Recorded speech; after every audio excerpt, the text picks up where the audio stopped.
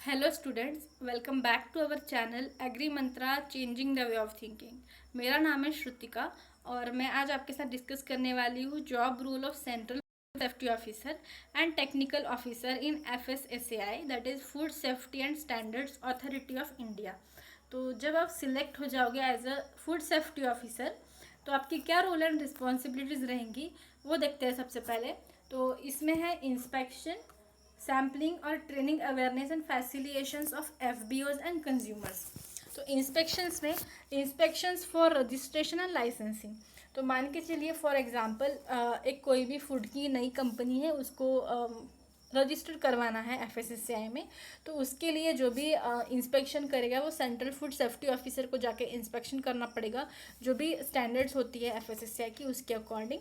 And similarly licensing. तो अगर आपने कोई फूड शॉप गए होंगे, जनरली अभी तो सारे फूड शॉप्स में आपको फूड लाइसेंस मिल जाती है। तो फूड लाइसेंस जो है वो FSSAI इशू करता है। तो फूड लाइसेंस इशू करने के लिए भी जो भी इंस्पेक्शन करना पड़ता है वो भी सेंट्रल फूड सेफ्टी ऑफिसर ही करता है। उसके बाद routine periodic inspection of premises. तो मान के चलिए कोई एक कंपनी ने 10 साल पहले FSSAI में या 5 साल पहले FSSAI में रजिस्टर करवाया है, 5 साल पहले रजिस्टर करवाया है।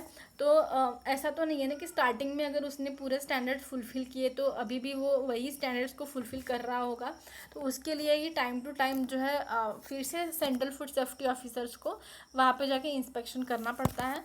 नेक्स्ट है कंपाइलेंस एंड ऑडिट इन्वेस्टिगेशन।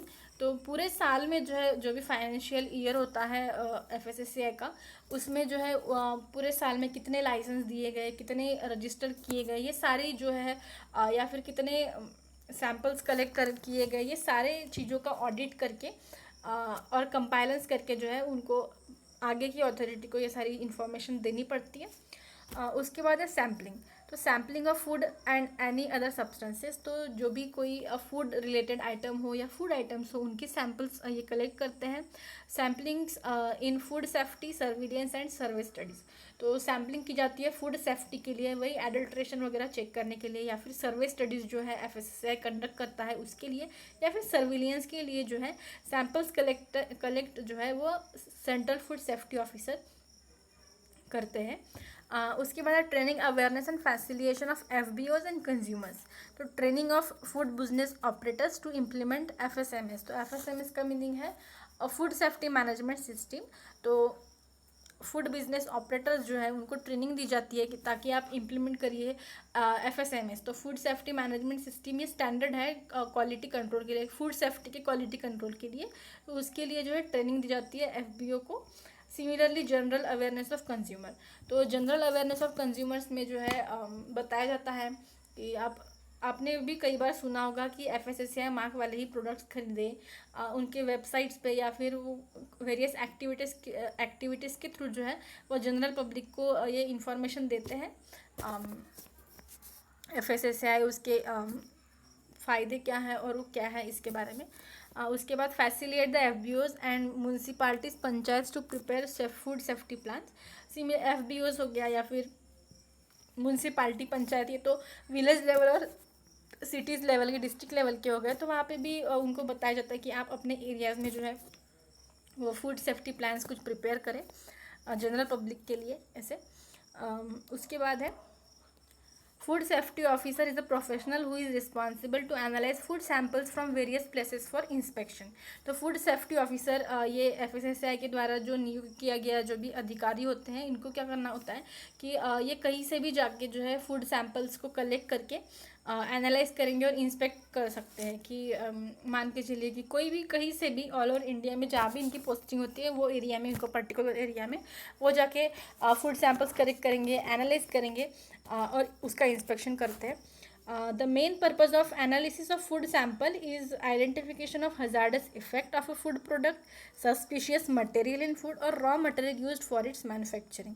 तो ये एनालिसिस क्यों किया जाता है, जो सैम्पल्स कलेक्ट करके उसका एनालिसिस क्यों किया जाता है कि ताकि कोई जो फूड प्रोडक्ट है वो उसमें पॉइजन वगैरह तो नहीं है, पॉइजनस तो नहीं है, क्या उसके हेल्थ हजार्ड्स हो सकते हैं या फिर हजार्डस इफेक्ट हो सकते हैं, या फिर ऐसे कोई मिलावटी पदार्थ तो नहीं है उसमें।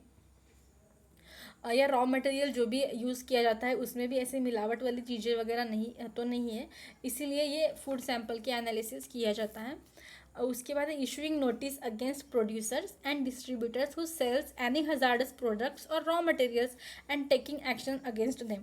अगर उनके सैम्पलिंग और एनालिसिस में पता चला कि कोई डिस्ट्रीब्यूटर्स या प्रोड्यूसर्स जो है वो ऐसे काम कर रहे हैं, वो एडल्ट्रेटेड हो गया या फिर कोई हजार्डस प्रोडक्ट उसमें मिक्स करके बेच रहे हैं, तो उनके अगेंस्ट ये लोग जो सेंट्रल फूड सेफ्टी ऑफिसर्स हैं वो इनके अगेंस्ट नोटिस इशू कर सकते हैं। उसके बाद जो है वो पुलिस वगैरह आके वहाँ पे जो भी उनकी सज़ा जो होगी वो उनको मिल सकती है। लेकिन इशू नोटिस जो करना है वो सेंट्रल फूड सेफ्टी ऑफिसर कर सकता है।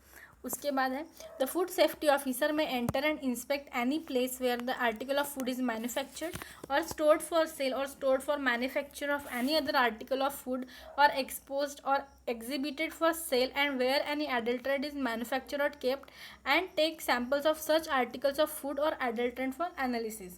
तो सेंट्रल फूड सेफ्टी ऑफिसर्स का जो ये है कि उनको लगता है वो कहीं पे भी जाके, जैसे जहाँ पे भी फूड बन रहा हो, जहाँ पे फूड प्रोड्यूस हो रहा हो, मैन्युफैक्चर हो रहा हो, सेल के लिए शॉप्स में सजाया हो या फिर पर्टिकुलर कहीं पे स्टोर करके रखा हो सेल करने के लिए, फ्यूचर यूज़ के लिए, तो कहीं पे भी जाके जो है सैम्पल्स कलेक्ट कर सकते हैं या फिर वहाँ पे भी जाके वो इंस्पेक्शन कर सकते हैं कि उसमें कोई एडल्ट्रेंट या फिर ऐसे कोई मिक्सचर वगैरह तो नहीं है। तो यही सारे जो रोल्स होते हैं वो होते हैं सेंट्रल फूड सेफ्टी ऑफिसर्स के। और उसके बाद हम देखते हैं job role of technical officer in FSSAI। तो FSSAI में जो टेक्निकल ऑफिसर्स की पोस्ट होगी उनके जॉब रोल्स क्या होंगे वो देखते हैं। उसमें सबसे पहले लीगल डॉक्यूमेंटेशन होगा। तो जो भी डॉक्यूमेंटेशन वाला वर्क होगा FSSAI में, जैसे फॉर एग्जांपल मान लो कोई रजिस्ट्रेशन करवाने के लिए आया, तो जो सेंट्रल फूड सेफ्टी ऑफिसर तो वहाँ पे जाके वो इंस्पेक्शन वगैरह करेगा, लेकिन जो डॉक्यूमेंटेशन वाला वर्क होगा वो करेगा टेक्निकल ऑफिसर। ठीक है। Maintains system for food safety and quality management. तो food safety and quality management के लिए जो भी सिस्टम्स उनको मेंटेन करना होता है, जो भी FSSAI के स्टैंडर्ड्स है उसके अकॉर्डिंग उनको वर्क करना पड़ेगा। इंस्पेक्शन ऑफ फूड कंपनीज, तो इनको भी जो है like central food safety officer, तो इनको भी जो है फूड कंपनीज़ का इंस्पेक्शन करना पड़ेगा कि प्रॉपरली जो FSSAI के स्टैंडर्ड्स के अकॉर्डिंग वो लोग चल रहे हैं या नहीं। उसके बाद ऑडिटिंग, तो जैसे ऑडिटिंग मतलब पूरे साल के एंड में जो है उनका भी ऑडिट होता है, जैसे बाकी डिपार्टमेंट्स में होता है वैसे इनका भी ऑडिट्स होता है। और उसके बाद है providing training to the food companies regarding FSSAI। तो जितनी भी फूड कंपनीज़ हैं उनको ट्रेनिंग प्रोवाइड करना, ये भी एक रोल होता है टेक्निकल ऑफिसर का कि जो भी स्टैंडर्ड्स हैं वो समझाए जाते हैं फूड सेफ्टी स्टैंडर्ड्स अथॉरिटीज़ के फूड कंपनीज़ को। यही सारे रोल्स होते हैं टेक्निकल ऑफिसर्स के भी। तो आई होप आपको ये सेशन अच्छा लगा होगा। अगर अच्छा लगा हो तो लाइक ज़रूर करें, शेयर करें अपने फ्रेंड्स के साथ और सब्सक्राइब टू द चैनल अगर पहली बार आए हो तो। And I wish all of you जो लोग भी इस एग्ज़ाम के लिए अपीयर हो रहे हैं उन सभी को all the very best agri Mantra की तरफ से कि आपका एग्ज़ाम बहुत अच्छा रहेगा। Thank you so much.